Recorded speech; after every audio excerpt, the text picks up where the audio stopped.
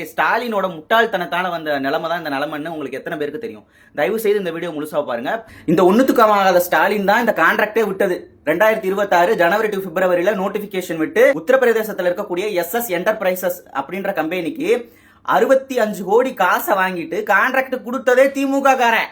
இப்ப இவங்க கதறாங்க, தமிழ்நாட்டோட நிலைமையை பாத்தீங்களா, விஜய் என்ன பண்ணிட்டாரு அப்படின்னா, டேய் கொத்தடிமை பயிர்களா, கொடுத்ததே நீங்க தான், ஆதாரம் எல்லாம் இருக்கு, ரொம்ப கத்தாதீங்க. இது ஏன் பண்ணிருக்காங்க அப்படின்னா, மீண்டும் திமுக ஆட்சிக்கு வந்துடும், யாருமே நம்மளை எதிர்த்து கேள்வி கேட்க மாட்டாங்க, அப்படி கேள்வி கேட்டா என்ன பதில் சொல்லலாம்னு முன்கூட்டியே அவங்க பிளான் பண்ணி வச்சிட்டாங்க.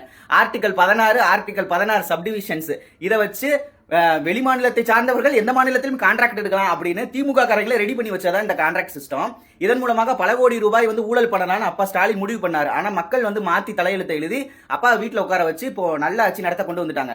விஜய் என்ன திருத்தம் கொடுத்திருக்கிறார் அப்படின்னா, அந்த 1797 நடத்துனர்களும் தமிழ்நாட்டை சார்ந்தவர்களாக மட்டுமே இருக்க வேண்டும் என்று ஒரு திருத்தத்தை கொடுத்திருக்கிறார். கான்ட்ராக்டருக்கான அனைத்து பொசிஷனுக்கும் தமிழ்நாட்டை சார்ந்த தமிழர்களுக்கே வேலை கொடுக்கணும்னு விஜய் திருத்தி எழுதியிருக்கிறார்.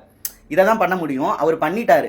சோ இவங்க பேசுற இந்த பொய்யை நம்பி மக்கள் ஏமாறாதீங்க. விஜய்க்கு வாக்களித்தவர்கள் கூட சிலர் கோவப்படலாம், விஜய் மேல ஏன் இப்படி பண்ணிட்டாரு அப்படின்னு இந்த பொய் செய்தியை பார்த்து. ஆனா உண்மை என்னன்னா, இதுதான் உண்மை. தமிழர்களுக்கு தமிழ்நாட்டில் வேலை என்பதை விஜய் உறுதி செய்திருக்கிறார். இந்த கான்ட்ராக்டை கொடுத்தது ஸ்டாலின். தயவு செய்து ஸ்டாலினை பார்த்தும் திமுகவை பார்த்தும் டூனு காரி மூஞ்சில துப்புங்க. ஏன்னா தமிழ்நாட்டில் நாங்கள் தமிழை தூக்கி பிடிப்போம் சொல்லிட்டு எதுக்காக SS என்டர்பிரைசஸ் உத்தரப்பிரதேசத்துல இருந்து கூட்டிட்டு கான்ட்ராக்ட் கொடுக்கணும்? வெக்கமா இல்ல? வெக்கம் கட்ட பயில்களா? இதுல வேற போஸ்டர் வேற ரெடி பண்ணிக்கிறீங்க ஃபேக் நியூஸை வச்சு. வெக்கம் இல்லாத வெக்கம்